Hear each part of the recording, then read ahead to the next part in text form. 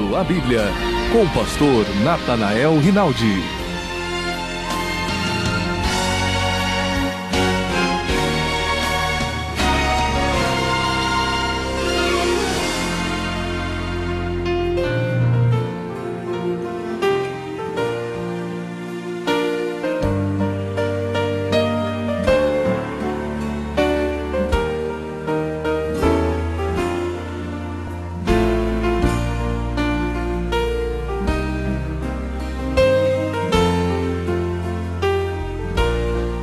O tema da palavra de hoje é as loucuras do materialismo. Lucas, capítulo 12, dos versículos 13 a 21, nós temos uma parábola de Jesus que passamos a ler. E disse-lhe um da multidão: Mestre, dize a meu irmão que reparta comigo a herança. Mas ele lhe disse: Homem, quem me pôs a mim por juiz ou repartidor entre vós? E disse-lhes: Acautelai-vos e guardai-vos da avareza, porque a vida de qualquer não consiste na abundância do que possui. E propôs-lhe uma parábola, dizendo: A herdade de um homem rico tinha produzido com abundância. E ele razoava consigo, dizendo: Que farei? Não tenho onde recolher os meus frutos. E disse: Farei isto: derribarei os meus celeiros, edificarei outros maiores, e ali recolherei todas as minhas novidades e os meus bens. E direi à minha alma: Alma, tens em depósito muitos bens para muitos anos. Descansa, come, bebe e folga. Mas Deus lhe disse: Louco, esta noite te pedirão a tua alma, e o que tens preparado, para quem será? Assim é aquele que para si ajunta tesouros e não é rico para com Deus. Prezados ouvintes, nessa parte bíblica que acabamos de ler, a que denominamos parábola, como o próprio texto assim indica, e parábola é um tipo de uma figura, um símbolo para a vida espiritual de alguma coisa real na vida material. Então, não podemos confundir parábolas com fábulas. Fábulas são coisas irreais, são mitos. Mas parábolas são exemplos tirados da vida real e são comparados com a vida espiritual. Então Jesus chamou de louco este homem por causa das suas atitudes de apego à vida material como razão principal da sua forma de viver, enquanto encontramos em Mateus 6,33, buscai primeiro o reino de Deus e a sua justiça, e todas as demais coisas vos serão apresentadas. Há pessoas que vivem inversamente. Para eles vale o que se vê, aquilo que é palpável, e primam toda a sua vida na busca de riquezas. Se tornam insaciáveis. E às vezes ocorre quando há um dilema entre a escolha de seguir, por exemplo, ao Senhor Jesus Cristo, que convidou a todos indistintamente: vinde a mim todos, sejam pobres, sejam ricos, qualquer que seja o estado da pessoa, essa pessoa precisa, de modo real, de Jesus Cristo.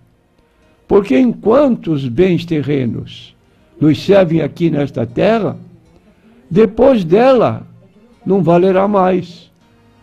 Temos que dizer, como disse Jó quando perdeu toda a sua fortuna num só dia.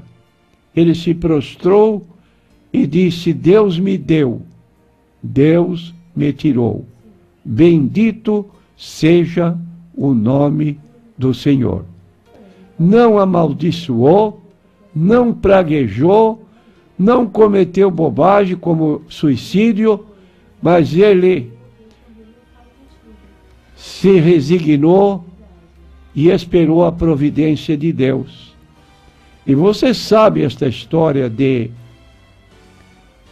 Jó, no capítulo 42 do seu livro, nós encontramos então que por fim ele venceu aquele período de tribulação, inclusive passando por uma enfermidade fétida, mal cheirosa, a ponto de a própria mulher dizer-lhe: renuncia a Deus e morre. E ele pôde dizer: mulher, tu falas como uma louca. E ele recuperou, diz o texto bíblico, em dobro tudo quanto havia perdido.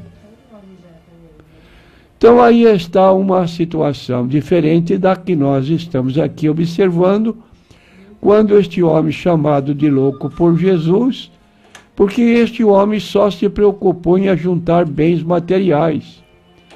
Esqueceu-se dos demais aspectos da vida, da existência humana.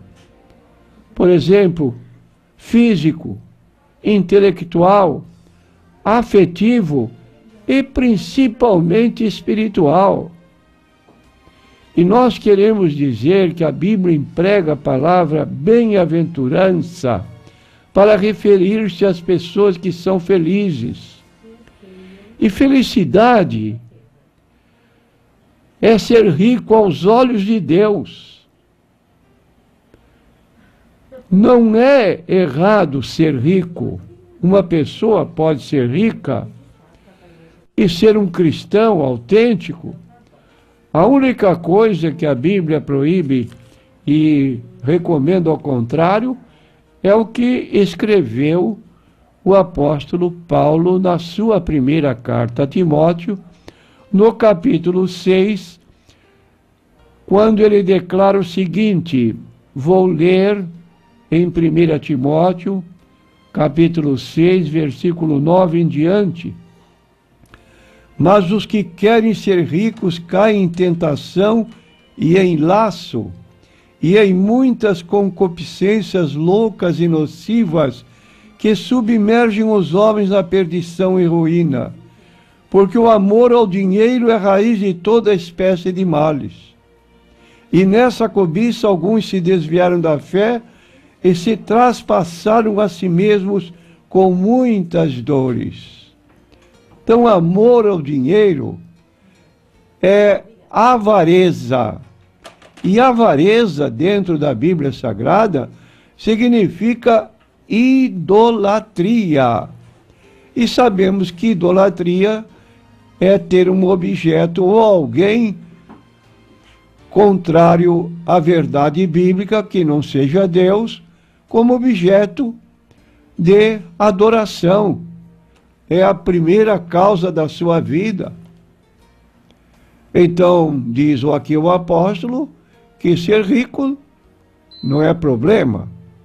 O problema está no amor ao dinheiro, como esta pessoa da parábola de Jesus assim se portou. Então, a pessoa que ama o dinheiro, geralmente, ela é uma pessoa egoísta. Nos versículos 17 e 18 desse texto, nós lemos o que Jesus depois mencionou. O apóstolo Paulo manda aos ricos deste mundo que não sejam altivos, nem ponham a esperança na incerteza das riquezas, mas em Deus que abundantemente nos dá todas as coisas que para dela gozarmos. Que façam bem, enriqueçam em boas obras, repartam de boa mente, e sejam comunicáveis, que entesourem para si mesmos um bom fundamento para o futuro, para que possam alcançar a vida eterna. E o egoísta, ele age contrariamente a estes princípios constantes da Bíblia Sagrada. Este homem só se preocupou consigo mesmo, queria juntar tudo para ele, esqueceu-se daqueles que sofrem, passam fome, necessidades, humilhações, esqueceu-se que a oração do Pai Nosso nos ensina que o pão de cada dia é nosso, em Mateus 6, versículo 11. Então, queremos dizer que felicidade, à luz da Bíblia Sagrada, é ser rico aos olhos de Deus. Daí porque Jesus disse em Mateus 16, 24, que aproveita o homem ganhar o mundo inteiro e perder a sua alma, que dará o homem em troca da sua alma. E esse rico da parábola, ele disse a si mesmo: minha alma tens em depósito muitos bens para muitos anos, descansa, come, bebe, folga. Só que a nossa alma não se alimenta daquilo que se alimenta o nosso corpo. Quando Jesus foi tentado pelo diabo por ter passado 40 dias jejuando, e a oferta, a proposta do diabo foi: se tu és filho de Deus, manda que estas pedras se transformem em pães. E Jesus pôde responder categoricamente: nem só de pão vive o homem, mas vive também da palavra de Deus. E eu pergunto a você, a palavra de Deus, a Bíblia Sagrada, constitui alimento diário? Ou você só sente a fome física e tornou o seu comer um tipo de adoração, de culto prestado ao próprio estômago? Como disse, comamos e bebamos, a vida é esta. E perder a alma é o perder o que de mais precioso a pessoa pode ter. A pergunta de Jesus foi muito oportuna: que aproveita o homem ganhar o mundo inteiro e perder a sua alma? Por quê? Porque a alma não morre com o corpo. Mateus 10, 28, Jesus disse: não temais os que matam o corpo e não podem matar a alma.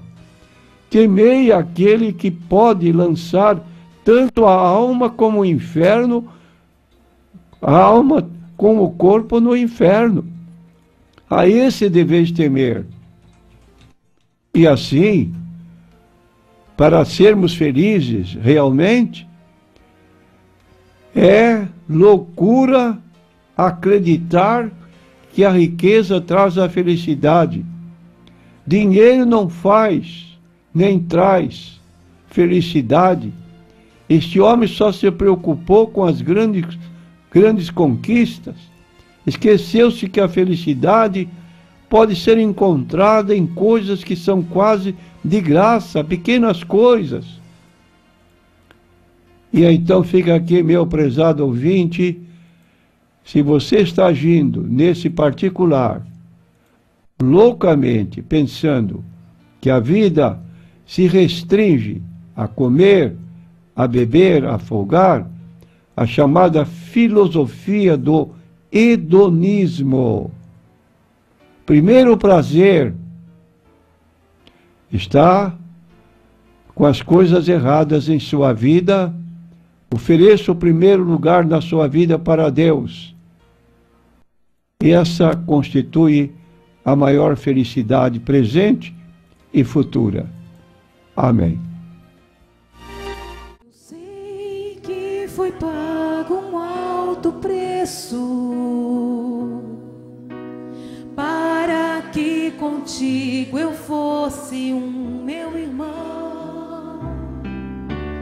Quando Jesus derramou sua vida, Ele pensava em ti, Ele pensava em mim, pensava em nós.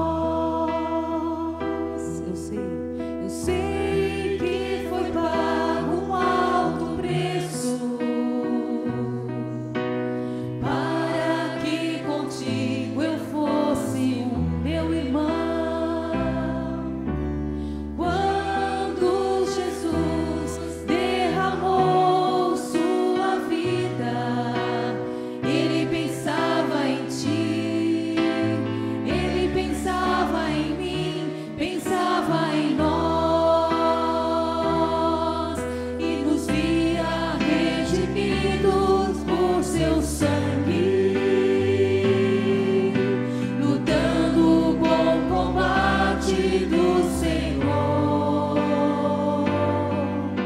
lado a lado trabalhando, sua igreja edificando e rompendo as barreiras pelo amor.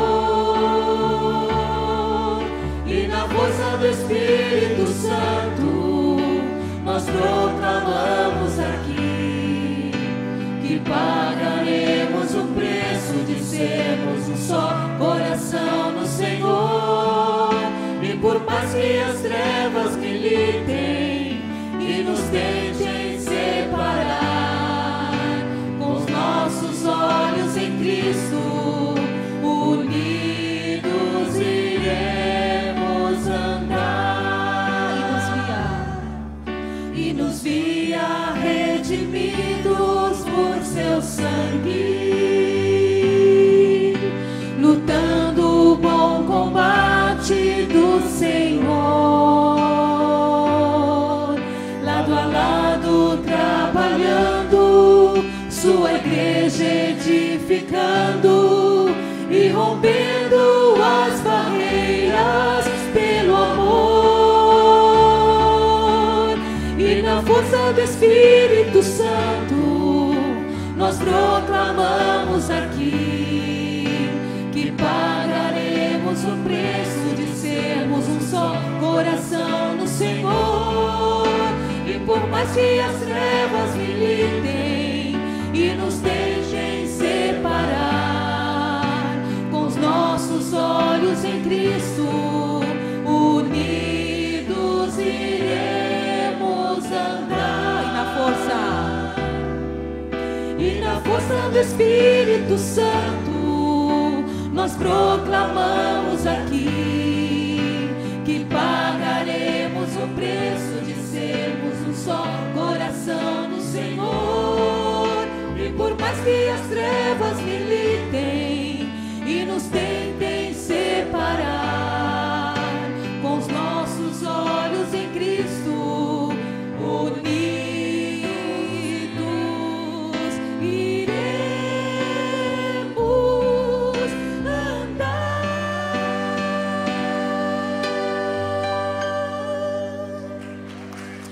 Aleluia. Amém. Aleluia.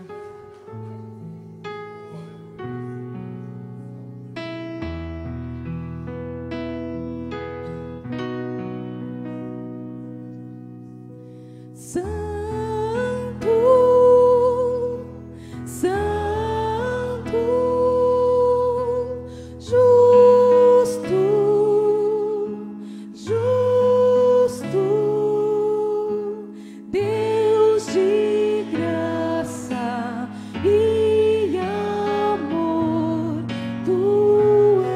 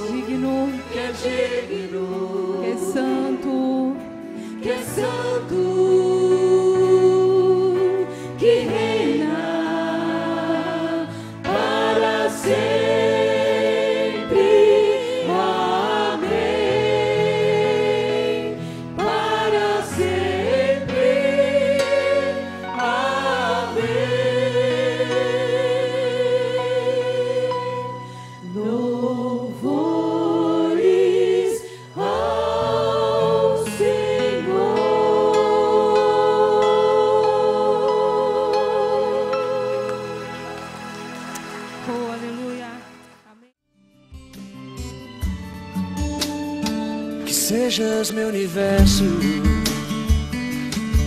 não quero dar-te só um pouco do meu tempo, não quero dar-te um dia apenas da semana. Que sejas meu universo, não quero dar-te as palavras como gotas, quero que saia um dilúvio de bênçãos da minha boca. Que sejas meu universo, que sejas tudo o que sinto e o que penso. Que de manhã seja o primeiro pensamento. Você está disposto a fazer pela verdade o que as seitas fazem pela mentira? Vem aí o 7º Seminário Apologético Pastor Natanael Rinaldi, dias 12 e 13 de outubro, na Igreja Evangélica da Paz, situada à Rua Silva Jardim, número 503, no Macuco, em Santos. Palestrantes confirmados: Pastor Joaquim de Andrade, do Centro Religioso de Estudos e Informações Apologéticas; Pastor João Flávio Martinez, e presbítero Paulo Cristiano, do Centro Apologético Cristão de Pesquisas, e o pastor e apologista Natanael Rinaldi. Taxa de inscrição R$10. Mais informações, ligue 3232-4337. 3232-4337. Faça já a sua inscrição. 7º Seminário Apologético Pastor Natanael Rinaldi. Você está disposto a fazer pela verdade o que as seitas fazem pela mentira?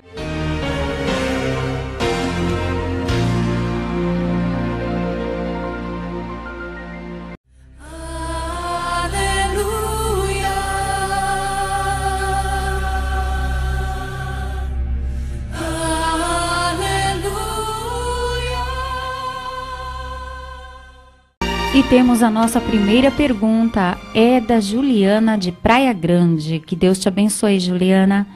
Pastor, quando a Bíblia diz em Romanos capítulo 14, versículo 11, que todo joelho se dobrará, se refere ao juízo final? A igreja estará lá também, se ajoelhando?